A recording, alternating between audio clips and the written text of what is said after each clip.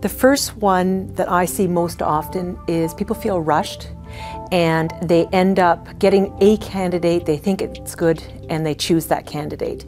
And I fundamentally believe that having one candidate is not a choice, and you cannot be sure that you've not compromised some of your key skills that you need. You haven't really considered other things and fit if you don't at least get it down to 2 or 3 candidates. So everybody has biases. Some of them are benign, some of them are overt and bad, but they exist, and the tendency to be drawn to people that you like can overwhelm the decision, and you can really lose out on some diversity and some needed contrarian views oftentimes in an organization. I think that a lot of companies don't put focused time into it. They treat it as a priority, but something that they get to when they can eke out a few minutes in the day. And it's just wasteful time. It's a distraction in terms of the interviewing. It's also a distraction for all the other work that they have to do.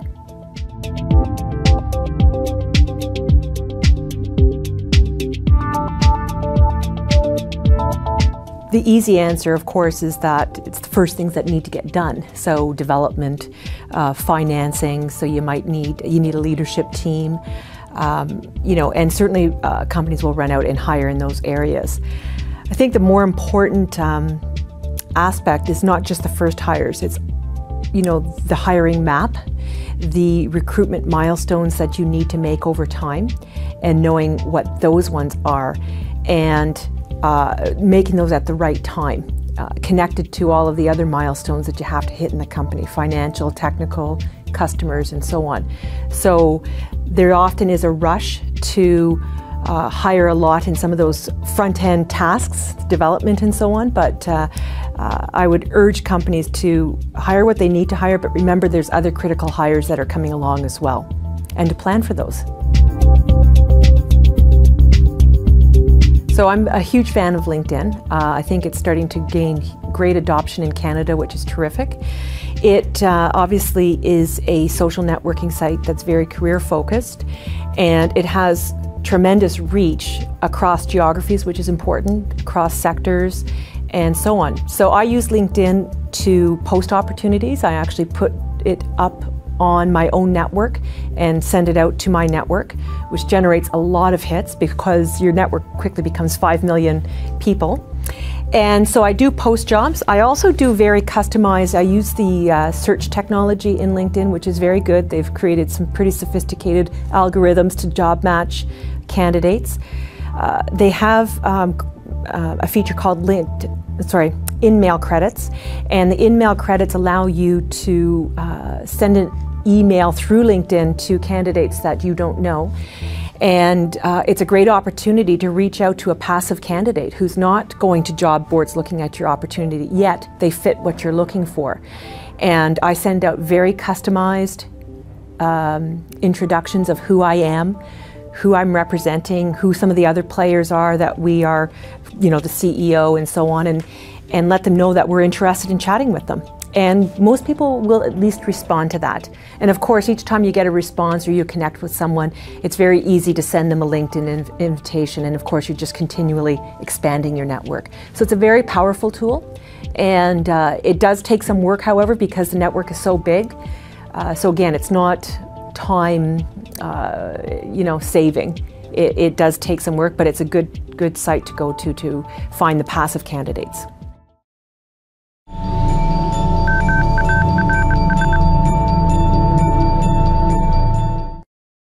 So, good evening, ladies and gentlemen. Welcome back to Entrepreneurship 101. A couple of quick announcements. One thing I am delighted to say is that CIBC has come back as a sponsor. It just takes them a little while to get there.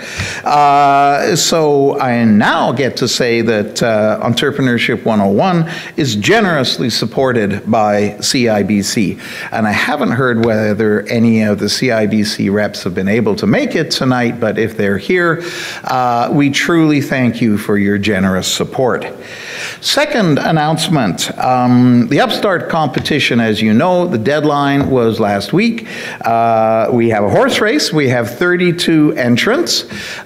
So we're busy dividing them up into piles by sector, getting folks who are going to be the reviewers who will meet with you. And you will be hearing from us as that unfolds, but I think it's all under control, he says, hopefully. So to tonight's talk, I am delighted to welcome Margot Crawford, the founder and head of Business Sherpa. Margot is a dynamic business leader, and I personally can attest to the dynamic part there. She has 20 plus years of experience in a diverse and challenging environments, and I know of some of those too. She is recognized as a human resources leader. And she was a recipient of the prestigious Vision Awards Human Resources Professional of the Year. I've known Margot in her role as an entrepreneur too. She co-founded one of Ottawa's most successful startup companies, a telecom company, Marathon Networks. Marathon raised over $75 million in equity over an 8-year period. They did the largest single VC round, and I can't remember the year. It was about $40 million, a great, great company. I think the key here in the context of HR is that company grew to over 150 people. And so Margot, both as an HR professional as well as an entrepreneur, has been there and helped a little company grow to the size where you actually have HR issues and all sorts of things, and you're managing the CEO and you're down to the junior folks. So she's kind of walked the talk as an HR professional and an entrepreneur. So she has done a number of other things in public and nonprofit sectors. She's led management negotiations with union groups, for example, and sat on the boards of nonprofit organizations. So we're delighted to have her here this evening to talk to you. And I don't even know the title of your talk, Margot, but I'll let you say that. Okay. Thanks, Tony. All right, get myself organized here. All right, so it's not a very sophisticated title, Recruitment, Building Your A-Team.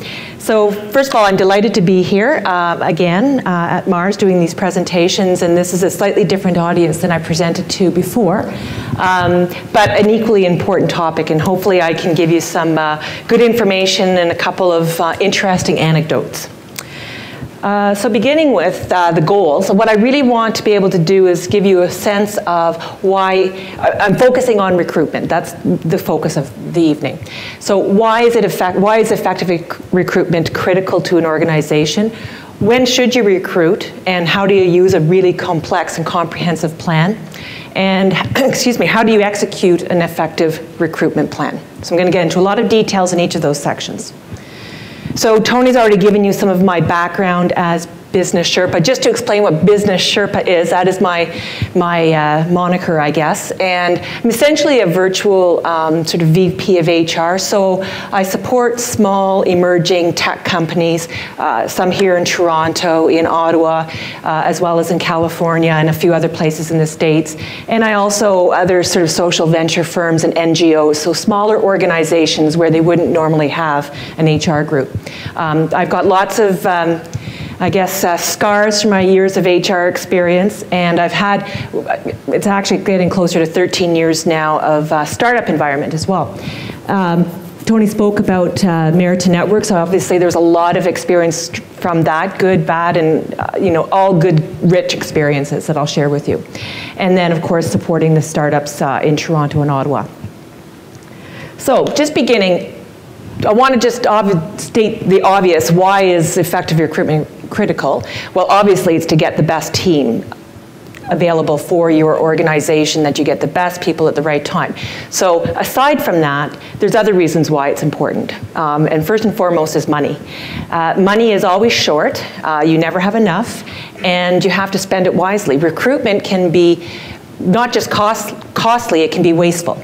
So you can do all sorts of things wrong, like overfilling your ranks early, which can consume your cash, hiring the wrong people at the right time, or making hiring mistakes, which have been found to cost a lot of money, not just the absolute dollars, it's also the time lost and the distraction to the organization and so on.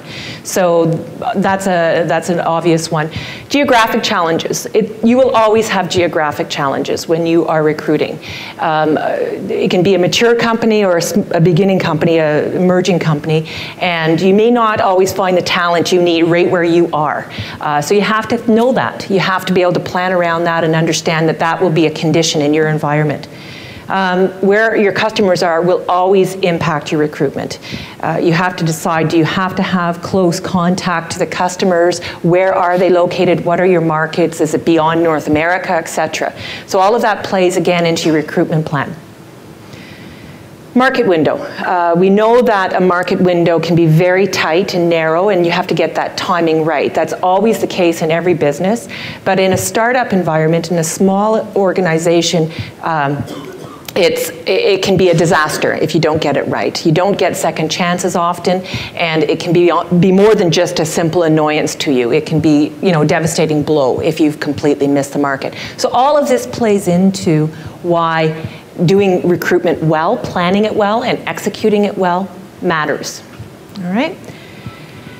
So this is my mantra that I want everybody, if you leave just chanting this mantra whenever you're recruiting, I will have achieved something here. And I say it to myself all the time and my management team. Plan well, search creatively, choose wisely. And if you let that underscore all recruitment efforts, you will be a long way ahead of a lot of places in terms of building a solid team. So this is sort of going to be the form of my presentation, just into these areas. So, planning well. I've used this slide before, but it's so compelling and it's so relevant to this situation. I want to go over it again. So planning well means planning around your key milestones for your business. We know all of the technical milestones, and this can be for non-tech companies as well. It can be for services companies, it could be value-based organizations. It's basically what do you have to do at what times, and the time scale I've used here is just a sampling. That could be over 12 months, not 5 years. So pick whatever the scale is relevant for your business, and you can map out what you have to achieve technically. You'll always have financial milestones. If you're a funded company, it's centered around some early stage seed financing and second rounds of financing, but ultimately it gets to be around revenue and revenue cycles and revenue growth, marks that you have to hit in terms of performance. So again, you should know this, and you will know this as a business. A business will always have this information. Your customer milestones, these of course all tie together. There's a difference between needing early customers that are going to sort of pop into your funnel, and it's a long process getting them there, to your very mature, repeated customers where you've got repeatable business, easy to forecast business, and there's points in between where you'll want strategic revenue, i.e. zero margins or less. And then there's times where you need high value margin customers to fund other types of technology. So this is the business, and this is something most organizations get their heads wrapped around fairly well, or adjust, or are thinking about this a lot. So this is the basis on which we then plan recruitment. The recruitment milestones have to tie into all of these elements. If you aren't at least looking up and looking out and thinking about what you need when relative to these other key milestones that will drive your business, then you are not planning well, and you will not execute well. All right. So let me talk a little bit about the recruitment milestones. So some observations. The first thing that I would say in every organization, and this is, I'm supporting a very mature organization, 1,500 person, I'm in there anyway, and they have the same issue. You always need to understand what are your pillars in your organization. And those pillars will change over time. There's times where certain types of individuals, certain types of roles are going to be more critical than others, and some will always be critical. And it will be different from a sector to sector, from industry, from the product type, etc. It's just important to know what they are and when you need them. You don't necessarily need them all up front. So you want to try to map those out and know those. You have to think about timing. It takes, I say here 1 to 3 months. 1 month you've been dead lucky to get a hiring in, because, and when I say time to hire, I mean in seat, all right? Not making an offer. So know that, it's going to take that amount of time no matter what effort you put into it, okay? And then also what you hire first. If you're building out an area, you have to think, do I need builders or do I need doers? And those can be very different hires. You don't necessarily have to hire the VP of a group who's going to build it first. Sometimes you just need the doers doing the work.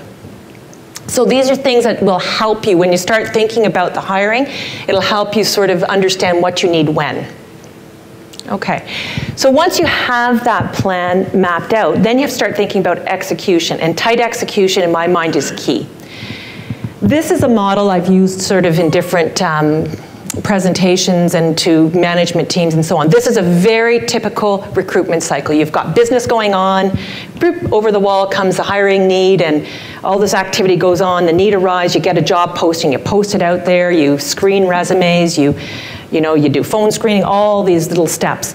Then you finally hire someone, the candidate's hired, they land in, and then on you go with your business. It becomes a very siloed activity. And I can tell you this is a problem for every organization, not every organization, it's in every size of organization I've been with.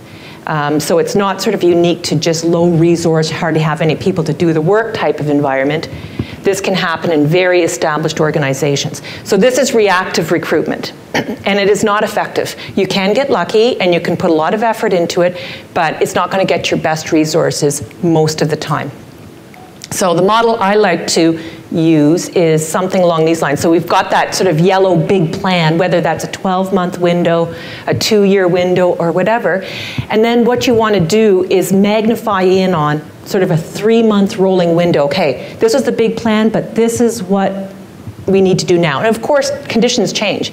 So you always want to be leveraging that information you have, your ongoing business as it's shifting, your recruitment plan that you had, knowledge of the market, what's out there, where do we know is going to be or what types of roles are going to be very hard to fill, and planning around that.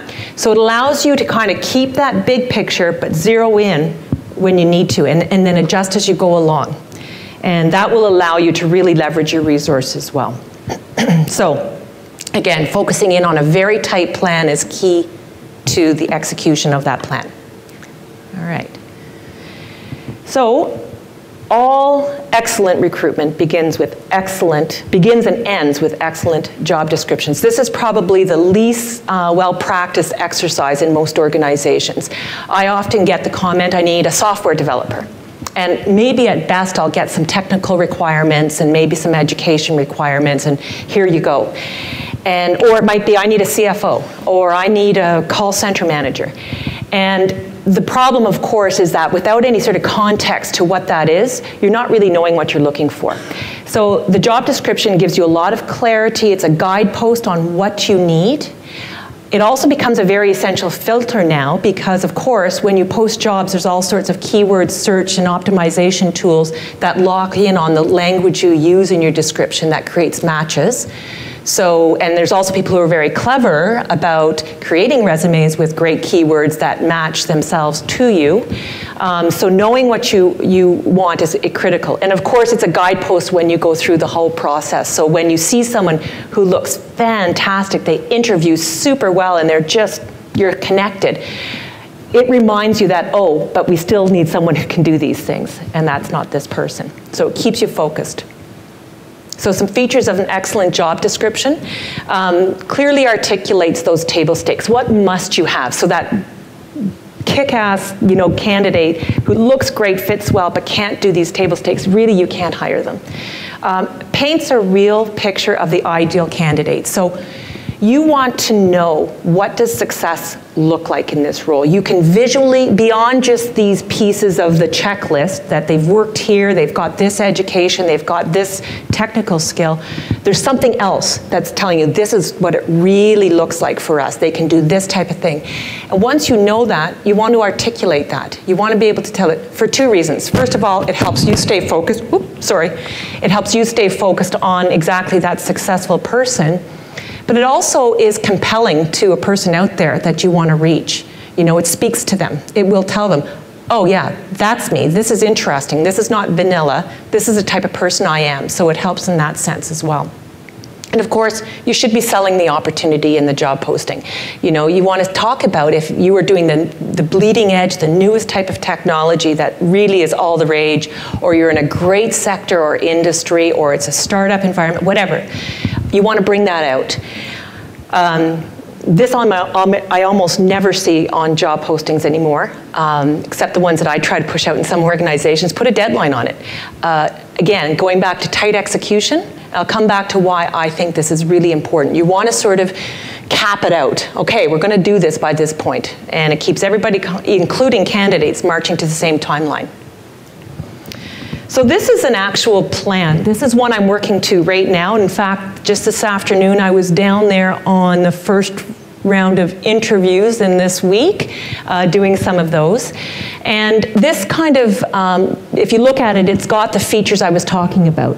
You know, the top part is the planning well, the pre-recruitment activity, search creatively, the sourcing, and then choose wisely, the selection process. I'll go into this in more detail later and maybe come back to this. I'll speak to these, but you can see at that top end, there's a lot of activity going into that planning well, thinking about what is the role, what are they going to do, where can I find candidates, and so on. And there's some planning that goes into that.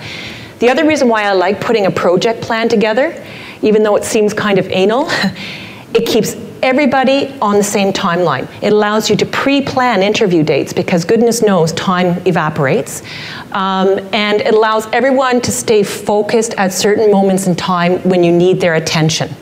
And therefore, they're not doing little bits of attention over a long period of time, which is not really effective. So this is something I use a lot, and it forces me to work towards these timelines.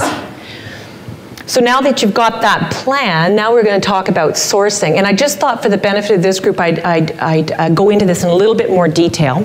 So sourcing, there's many ways you can source and get candidates. And this is a map I like using because it really kind of spells out where there's value for dollars. And dollars is time as well, of course, right?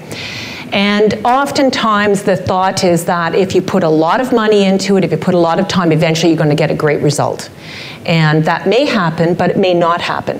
So as you can see on the vertical axis there, I've got high cost process to a low cost process, and down along the bottom, low credibility sourcing to high credibility sourcing. And just speaking about each of these, up in the top, we've got executive search. And to distinguish between executive search and headhunters, this is where you've basically engaged a recruiter to assist you. The executive search is a much more high-touch process where there is a lot of investment from the search firm to put time and effort into spelling out what you need and really sourcing and meeting with candidates before they see you. Usually you have to pay a retained fee up front, so a third of the whole cost. It's very expensive. It can be upwards of 30, even 35% of starting salary, so it's a very expensive tool. Headhunters, conversely, is a volume game, I would say. It's less high touch, but a lot of getting stuff to you. And you notice that because you get a lot of resumes across your desk when you're using a headhunter. Their fee is a little bit less, but less of a touch process. And then down into the bottom sections, you have internal HR. I have it as a higher cost because it is. You have to hire staff. It becomes part of your OPEX. But of course, they can put a lot of process behind that. Employee referral programs, we know about those. That's where you're going to pay people to internally to provide you candidates. Job boards, of course, we know what those are. We are familiar with monsters.com and so on. You can post out to those ones. And you can see all along the bottom, I've got what I would call all of our free tools. And social networking recommendations would be one, but you see that's over to the left because social networking recommendations, as you know, have low credibility filtering in terms of saying this is a great candidate for you. I mean, we just count how many friends we have on Facebook to know that. Employee word of mouth, again, that's a higher, definitely a higher credibility source, but unless the distinguishing feature between employee word of mouth and trusted individual endorsement is it may be someone that you don't really know they're an employee, you don't know if you trust their judgment or what their motives are to bring this person in, versus that person you absolutely trust. Their recommendation is gold to you, and you will move and act on that. And of course, where you want to aim is to be in that bottom quadrant for your hiring. I'll tell you, you will not get all of your recruitment done through that, but that's where you're aiming for. Okay? So spending more dollars is not necessarily going to give you the best results, all right? And even spending more time. You want to think of this map and leverage all of this and spend your money wisely. So once you have that job posting ready, the typical approach then is to go out, you've got the job description, you post it. It'll go up to your website maybe, you might be in stealth mode. I've certainly been in companies where you could not put it up on the website. I couldn't even reveal what the company was, let alone put it up on a website. You might do paper ads. I haven't done a print ad in probably, I'm sure, 15 years. So obviously that tells you what I think of that. Engage recruiters, as I talked about, the headhunters, the executive search, and then job boards, and pick one. I couldn't tell you which one's better than the other. What they do is you pay a fee and you get access to millions of candidates. And I don't know too many organizations that go beyond this, typically. Okay, so the problem is, of course, is that these methods are really only reaching those candidates who are actively thinking about a job change or finding a job and so on. So you're reaching a much smaller portion of the whole talent pool, obviously. So this is where I want to talk more about searching creatively. I'm a huge believer that we've got so many tools available to us now. The sky is the limit. There should be no hold bar on any type of tool that you can leverage. So social networking obviously has completely changed the game. You can reach those passive candidates. You can reach people who weren't necessarily thinking, but hey, once it came across them and you've put it to the front of their mind, they may be interested in pursuing something. The contemporary methods have fundamentally changed to the job boards where you pay a lot and you reach millions, to now you can go to job postings and boards that cost little if nothing and you reach very targeted audiences for your particular role. So there's user groups, there's business professional networks, there's professional associations, there's alumni associations, and it goes on and on and on. And in fact, I'll just go back here for a moment and show you, you probably can't read that well, but in the postings there, this is for a call center manager role I'm recruiting for. And there you can see I've got it posted on the job board and Monster, I did that, but Call Careers Canada, Call Center Job Site, the Contact Professionals Alliance, the Something Service Association Toronto chapter, the GTA Contact Center Association, Contact Center Canada. I didn't know about any of these. You Google search and it's dead easy to find these. And you just connect them to what you are, the audience you're trying to reach. So just to demonstrate, there's all these job boards out there, and most of those are free. In fact, I had one saying, oh, Margot, we'll take it and push it out to 3,000 of our members. Just give it to me, is that okay? Sure. And it cost me $0. Print ads are very costly and have limited effectiveness. I really don't know why they should be used. I can't support them at all. Your website, again, you may or may not be able to use that, but certainly you want to put it out there. Word of mouth is always useful. You want to be leveraging word of mouth at all times and thinking about, beyond just employees, you want to think about your advisors. You want to think about your board. You want to think about, you know, investors. You want to think about colleagues, professors, whomever that you can reach out to. Go out to everybody with those opportunities, because they're generally closer to your trusted group that are going to recommend people for you. And of course, social networking tools are critical. You have to be using them now, and I don't find many organizations are using them well. So we'll talk about this a little bit more. So social networking, of course, has completely changed the game. It used to be in my era, and maybe some of you in the room, I'm not sure, where companies, the protected asset was the company phone list. It was never published, it was protected, it was put in under lock and key, and some employee walking out with it was just, to the receiving employer was just golden. And of course, now we have access to everyone. And the problem, of course, is that this has multiplied clutter. We have so many people out there that we can access around the world, multiple geographies, and one network now can access millions. Everyone recommends each other, so it's hard to distinguish who your stars are. So really, the dilemma now is how do you identify and reach those stars? Because the sky's the limit of who you can actually go out and access. So my opinion right now that LinkedIn still remains the best professional networking tool. I have no doubt that that will be added to, replaced, supplanted. I'm sure there's other tools out there, and I will certainly keep abreast of those and use them. The pros, of course, is that it has access to millions of professionals in all industries, and people do use it as a professional networking site. And so they are trying to highlight specifically their work-related skills, and that helps in your search. So it's very career-focused. It provides access to contacts that are useful beyond recruitment. So in many of the organizations that I've used, I have leveraged many contacts I've made in the process of looking for people, where I've made contact with individuals and it's translated into a good business contact, or it's market intelligence, or it's just, there's all sorts of people who are willing to talk and come and meet. So, even though I'm doing I have one purpose, I've always got in the back of my mind, how else could this contact be used? The cons, of course, is that it is still a search-based tool and it's got access to millions, and you've got to still search through that. I say unreliable filtering of quality candidates.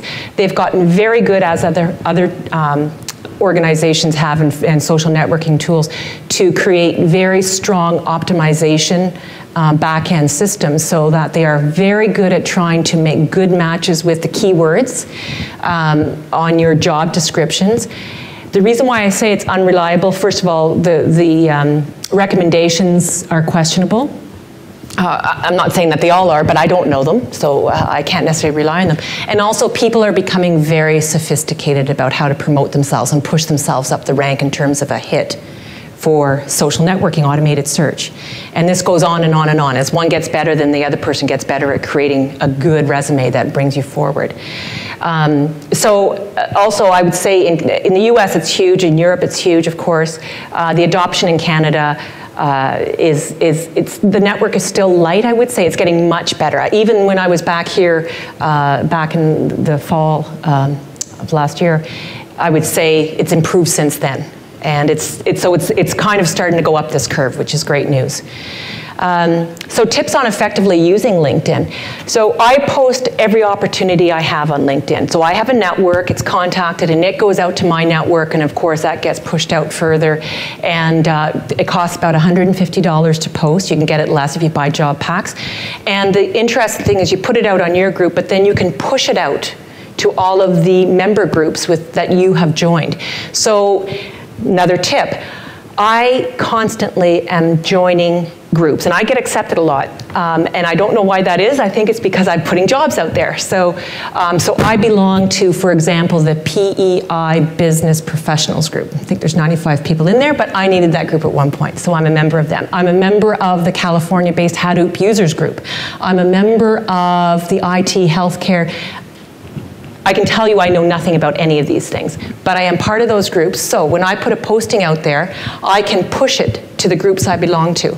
So all of a sudden it hits a very targeted group again. So I take every opportunity to let my contacts know. I take every opportunity to build my network, effectively thinking about, going back to the plan, oh, I need to reach into this geography, I need to build my network there. I use the search capabilities. They are good, so I am able to reach people, and I've introduced a lot of candidates to companies that way. I always use personalized, customized emails to people when I contact them. I would never spam them. I take the time to write. If I'm interested in someone, they know I'm interested. And I tell them why, who I am, and I have a very good response to that. And I leverage, obviously, common contacts. I leverage marquee roles. If I have someone I'm working with who's got a lot of cachet, I would put that in the email. So, because certainly it's not going to be me, but hey, guess what? My best friend's Bill Gates, and he wants to talk to you. They answer. I tweet it. Not that I'm a huge Twitterer, but I do tweet that. And I'm always thinking of all the other hires that I've got to do. So, and I keep the company profile up to date and so on. So there's a lot of ways to leverage that, and I really encourage you to do that and be on the lookout for what's coming next. All right. This is a more recent development for me, but very cool. Google AdWords, and I'm hoping everybody knows what I'm talking about when I'm saying the Google AdWords. But just in case we don't, I'll just, when you're searching on Google and you see the little sponsored links on the side, the ads for, the cars or whatever. Well, I now, when I put a campaign together, I will create a Google AdWord campaign. It's very small, it's like 3 lines, and it allows you to say, the company, I'm talking about a VP of finance I'm hiring, and I'm not very good at the search words yet, I'll get better hopefully. But the interesting thing is I can put that out there, create a campaign, create my own sort of search words that will connect me to people who are doing search, and people who click on that, it will land right on your careers page. So you can create this campaign. It's so cheap and it's so directed. You're reaching even further to those passive candidates. So again, these tools, the sky's the limit of how you can now reach people who are not really thinking about changing jobs, but who might be exactly the person you're looking for. You just need to, the cons for me is I need to understand it better. I'm sure there's lots of people in this room who probably do. It's not me, but I'm going to learn, and I am putting those out now. So that gets into choosing wisely. This is the biggest failure that I see and recognize, even in myself, in terms of recruitment, and there's lots of reasons for that. The first, before I get into that, again, the mantra here is make sure you have choice. And I've said this every time I stand up on a stage and talk to people, do not default down to one candidate. If you have one candidate in front of you, you have failed in the recruitment. You might be lucky and you might get someone strong, that's great, but if you weigh the odds, chances are you're going to make mistakes.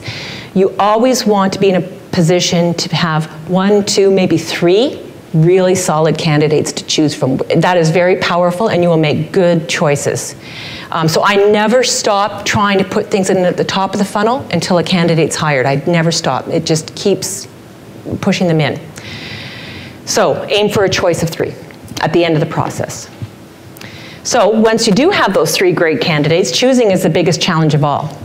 You may like someone, they may be the person you like the best, but they may not be the best for the company. You have to recognize that at times you don't need clones of yourself. Sometimes you need a good contrarian. You need someone who is a good balance to your own style or the team's style. It might be that you have all senior people, and you know what? They're all way out there visioning and doing great things, but you need someone who's just going to be that detailed, verification person. And they're a different type of person. Interviewing, it's always a balance of selling and asking, both from the candidate's perspective and from the interviewer's perspective. From the interviewer's perspective, especially when you're really jazzed about the company, you really need this role, I see time and time again when people enter sell mode in the interview and they forget to ask questions. I've heard people say, I didn't say much in my interview, it was just them telling me about the company. This is a very comfortable space, but you have to remember, you've got to ask, you've got to sell and ask. So it's hard to know what you're seeing in front of you also with candidates. Also, I see constantly organizations that see candidates over a very protracted period of time because you have no time for this activity. You've got a business to run. Recruiting is time-consuming, and okay, I've got a few minutes, I'll look at this, I'll interview this person now, or I'll interview that person later. And it's just very hard to compare resumes. It's very hard to compare candidates. When you looked at one a month ago, and now you're looking at another one, and you're thinking about another one, your headspace is all over the place. You cannot effectively compare people that way. It's not efficient, and again, you'll make mistakes. Interviews drift off course easily. I think we've all done it. I've done it. It's mentally exhausting. You have to be on, and it can be very draining. And we all have biases. We tend to like certain types of people. We tend to be suspicious of others, and you have to really recognize those biases in yourself and plan around that. So it's a highly faulty process. So know that and plan around that would be my suggestion. So how do you mitigate that risk? What are the things you can do? Prepare questions. And prepare questions is not just, okay, I'll ask them about their job, I'll ask them why they moved from here to there and so on. No. You need to go back to that description of that picture in your head of what success looks like in an individual. And then find questions that are going to point that out in the interview, that you're going to see that element that you're looking for, beyond just the table stakes. Think about what questions will evoke answers that tell you something. I'm a strong believer in 2 rounds of interviews. I know that I always do it. The first interview, the company will be asking often and the individual will be selling. Second interview, the company can sell more, and the candidate often gets into asking mode. And that can be very revealing in terms of what does this person really want, and are they in fact a fit? And that has been revealing at times. I've had cases where that really kind of put the brakes on the whole process on one individual. Interview several candidates over a couple of days. So going back to my plan that I had earlier on, I tell the managers I recruit with, let's try to mark out these dates. Now, it doesn't always work out that way because, things happen. But if we can try to do that, let's plan to interview on these days, and I'll just rhyme through, I'll get 5 candidates in front of you. Let's make it really tight. And that way you can compare individual to individual against what you need. Also, that's more time effective. You're not kind of distracted and wandering into the interview thinking about what you had to do and what you got to get back to. You've devoted this time to it, and equally, you don't have to think about it up until that moment. So it's not distracting all the other work you're doing. So I really believe interviewing all at once. I like interviewing with someone else if it's right. I mean, it's not always a condition that you can do that. Particularly if you're interviewing a lot of candidates, being able to be in a pure sort of fly-on-the-wall observer mode for a little bit while someone else is asking can actually help you observe more than just worry about what your next question is. And I'm a big believer in testing. I really love putting people in close to the situation they're going to be in. So I've had marketing communications people go back and here's a plan, come back in 2 days and present for me. Or a salesperson, here's a product, a fake customer, let's hear you do a pitch. Put them in situ if you can. And finally, I really think it's important to table concerns. If you've got kind of a niggly concern, and I kind of try to force myself to find some, just to make sure I'm being balanced. And it's not that, I try to make up something, but just if something's kind of bugging me, put it right on the table. And I do this often at the end of the interview. I said, I like putting my concerns right on the table so I'm not left guessing and you can speak to it. And here's something I think. What do you think about that? Or why don't you talk about that? So it lets you put it right out there. And, as opposed to trying to awkwardly get around that issue that's bugging you, just put it on the table and let them talk to you. And it's been very interesting going through that. I've heard lots of interesting stories that I wouldn't have in a traditional interview. So making an offer. So this is once you've made that choice and you've been diligent and you've got the candidate, always check references first. I really am a very strong believer in that. You've got to try to find out and maybe validate what you've heard in the interview. There's obviously some very basic information that you need to confirm. But, people will say, well, I was responsible for this project. And then in the reference, so they said they were responsible for this project. were they? Like, you know, what's your take on that? And, you know, and that's certainly fair game. If someone's represented themselves that way, you can ask about that. All right. Do your homework. Understand what their expectations are. And again, second interview is often revealing in this regard. You start to understand what really matters to the individual. Also, what can you pay? You can be easily led down a garden path saying, oh, it only has to be this. This is the dollars that you have to pay. And if you haven't done your homework to know what their expectations are, you might sort of get dragged into, you know, the swoop of frenzy if there's a little hot market going on somewhere that you've got to pay X dollars that are really crazy. I'm just facing this actually in a hiring I'm doing in California right now, and myself and the hiring manager, we want to hire it's a PhD new grad from Georgia, and he's going to do some search optimization stuff. So really difficult skill set to find. And I'm hearing from the recruiters out in California and other people out there that what they think and what I think makes sense is we've got a 20K difference. 20K. You know, and at the end of the day we said, well, we can't afford that. And if he wants to come just for the money, that's the wrong person for us anyway. And we talked to him. In fact, I'll be talking to him right after this. And this man is so excited about this opportunity.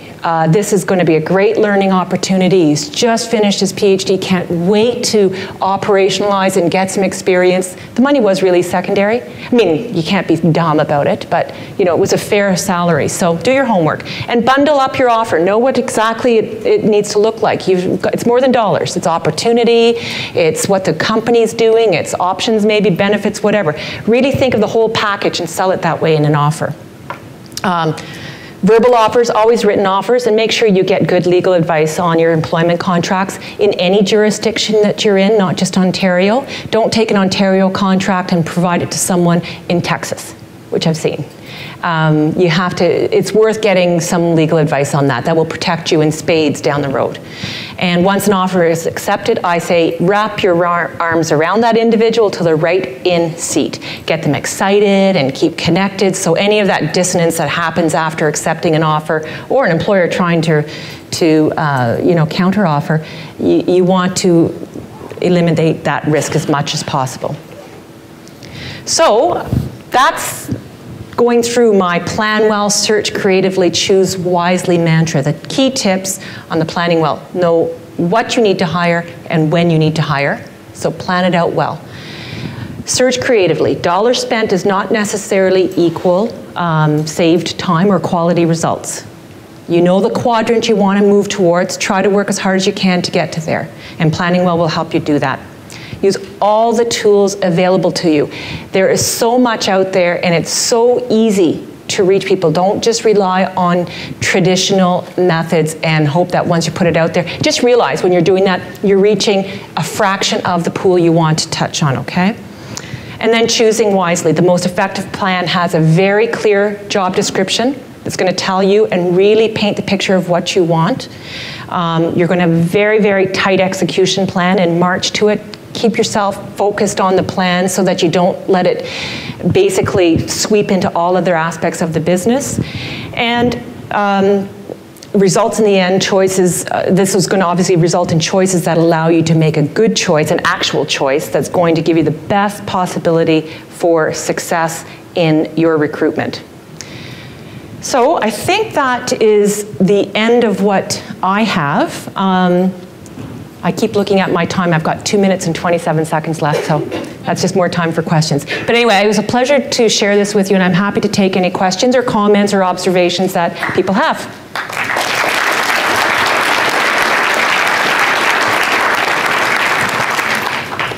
Yes? Hi. Your presentation was great, really insightful. I'm just wondering, is there any particular advice you can give to somebody trying to hire offshore?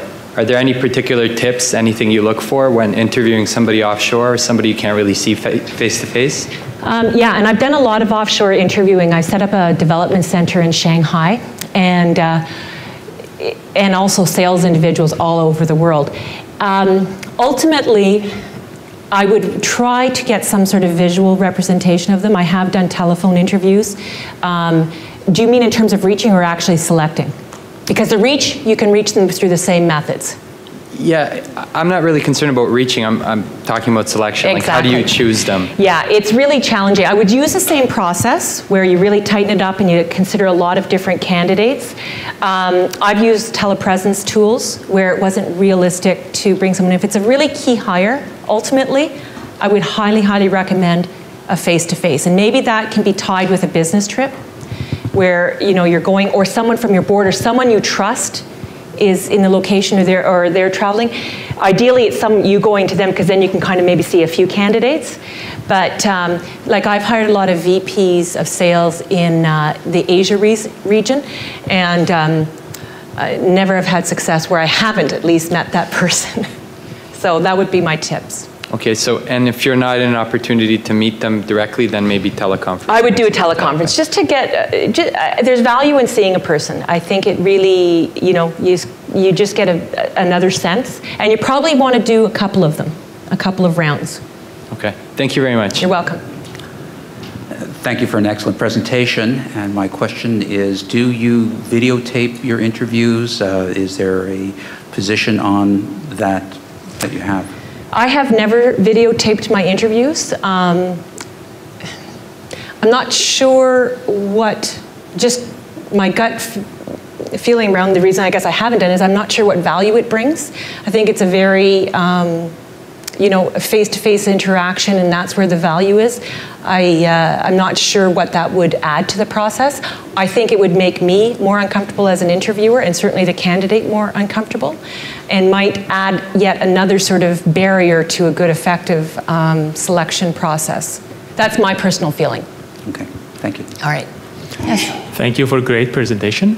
My question may not be directly related to planning for recruitment, but about the alternative you may have to make your team.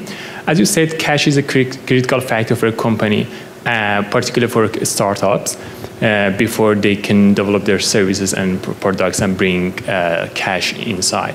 So I believe the salary you pay for your team, for the startup companies, is a big chunk of their cost and their cash. Yes. So what do you recommend as of making the team for the startup companies to, bringing the good, they need good teams to lift their company to the next level, but it's very costly for them. Yeah. So any other alternatives, such as bring volunteers or giving some share of companies or some other things they can think of? Yeah, and I've certainly faced that as well. And I think that so first of all, the one thing I would say is going back to knowing your pillars and making sure that you have those in place, and those will involve, whatever cash you can, and if it's still low salaries. I've been in organizations where people have worked on half pay. And we spell it out that it's okay, we're going to be on full pay by this time, subject to we getting this financing, but we'll give you requisite equity that you would not normally get to sort of compensate for that. So I've seen that being leveraged. So it wouldn't be the normal, just here's some shares. It's like, we're going to reduce your salary by half, as an example, and we're going to give you a lot more equity, and even with a formula based on that, based on the valuation of the equity, and saying, here's the relative value, with the goal to moving you to this at this point in time, once we all achieve this next pinnacle, which is financing, and then we can move you there. So that's one thing. I would also say I've seen organizations build up their teams too fast, and I caution everybody, really, really feel the pain before you get beyond a certain size. It is so, it consumes so much of your cash, but also your time and focus, because the more people you have in place, you've got a bigger set of dynamics you've got to manage, and so on. I would also consider using co-ops, where sometimes there's an element of the work that's in tight packages that you can use your paid resources to do some of the key development. And even in early stage companies, there are some really, as we know, fantastic students out there who are looking for that. And while you typically pay for that, there's a lot of funding available to subsidize co-op salaries, and you can get a resource in there that ends up growing with you, and then when they graduate, you're ready to hire them. As another suggestion. Volunteers, for sure. I would be careful about volunteers, only from the sense of you want to give them something for their time. Otherwise, it's a hobby, first of all. It's also, I think you want to give something for that effort so that they are in sync with the rest of the team and wanting success. So equity is a good idea. So those are a few suggestions. Thank you. You're welcome. Hi. Thank you for your presentation. I feel as though HR has come a long way from being the backbencher to being at the table with strategic planning. Yeah.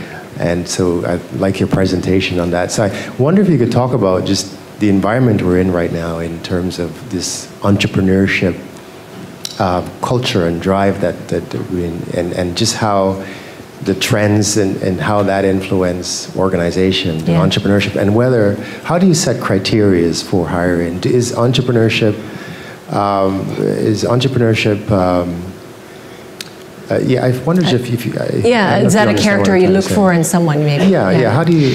So first of all, I would say that I think this is the most thrilling time generally for,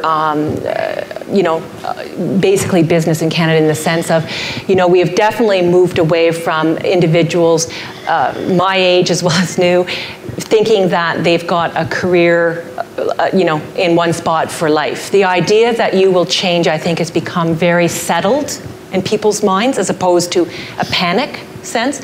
And that is great because I think people are more thoughtful about what opportunities there are that they can go, and they think about the experience that they're getting versus, I just got to land somewhere where I'm going to be there for life. And I think that fundamentally is a different individual, and people are there. So people who might not have been comfortable in that are becoming more comfortable. So I think it's just burgeoning a whole society of people who are willing to take some risk and focus more on what that opportunity creates for them in terms of their career. And that has huge advantage for startups because they have that opportunity to really, really sell that piece of the job to individuals, so you can really speak to that. Equally, yes, I would definitely want to have someone who's got some entrepreneurship. For many different reasons. I want them to, be focused at the job of hand. I want some element of risk taking. I want people who are not averse to risk in the sense of contributing as well. I want people who will speak to me and aren't worried about losing their job. I think there's a lot of value. As a leader, I would want that. I want someone who's going to, challenge my thinking. That's a much better place for an organization, I think, to make decisions. So, I think there's a great opportunity. And of course, people going out and creating their own business. Just talk about wealth generation. Over here. Margot, it was a very good presentation. I'm Barry Witkin, and I just launched in November HR 50, which creates employment opportunities for people 50 and over. Mm-hmm. So my question to you is that when employers hire you or engage you, are they looking for certain age groups, or are they open to any age groups? I would say, back to my earlier point that I just made, I think employers who are thinking only about a certain age group, that, I just need the young new grad, are going to be at a disadvantage, because we now have people who have morphed over from the career for the life to, no, I'm ready to take risks, I'm ready to try, I'm ready to put in the energy and so on. We know people aren't ready just to go out to pasture. They have engaged minds, and of course the added value of years of experience that someone brings. I think every organization should have a mix, though, honestly. Sure. I think that there's huge value to a full mix in different types of roles. I think that the sense, I'm from Ottawa, so it used to be, I don't want anyone from Nortel. They've never left Nortel, and that's all they think about is Nortel. To now, where's Nortel? But there's some great people coming out of there who've had huge experiences and that they can bring to the table. So if you're ever considering posting an employment, you can do it on our website. I will. hr50.ca. hr50.ca. I'll be there. Do you have a user group? I'll be a part of your user group. Well, not old enough. Thank you. Yet. Hi, Margot. Thanks again for the presentation. It was great. Good. I just want to ask a little bit more about the mechanics of actually creating that sort of interview environment for the first and second rounds. Do you find that people perform better in that sort of panel environment or more the one-on-one or the fly on the wall? Yeah. I actually believe that the panel works better. It is really, really sort of not a comfortable place for most tech companies. I mean, all the tech companies, I know everyone just sort of cycles the person through and, you know, basically asks their set of questions because they're more comfortable doing that. But I've seen the panel work really, really well with planned questions that really touch on the things that you got to make sure you touch on in the interview. And again, it keeps it very tight. It allows you not to drift it off course and becomes less about personality. That certainly comes through in people. I've just seen it kind of eliminate some of the biases that you can see. And also, just in terms of time and what you can do in that environment, it's much tighter. You tend to stick to a schedule as opposed to letting it carry on for a few hours. And so for all of those reasons, I prefer that. That being said, practically speaking, I don't see many, particularly in tech and a lot of emerging companies doing that. But the ones I've been in, I really try to promote that. Thank you. Okay. Okay, I think one last. Okay, sure.